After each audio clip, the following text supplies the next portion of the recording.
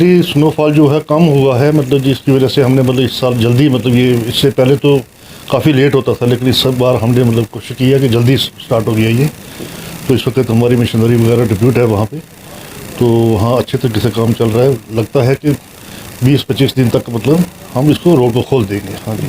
अभी तक कहाँ तक मुझे क्लियरेंस जो है कहाँ? यहाँ 28 किलोमीटर तक हम मतलब वहाँ आर्मी चेक पोस्ट है, वहाँ तक हमने इस वक्त तक क्लियर कर दिया है। जी जी। किस तरह की मुश्किलें आ रही हैं?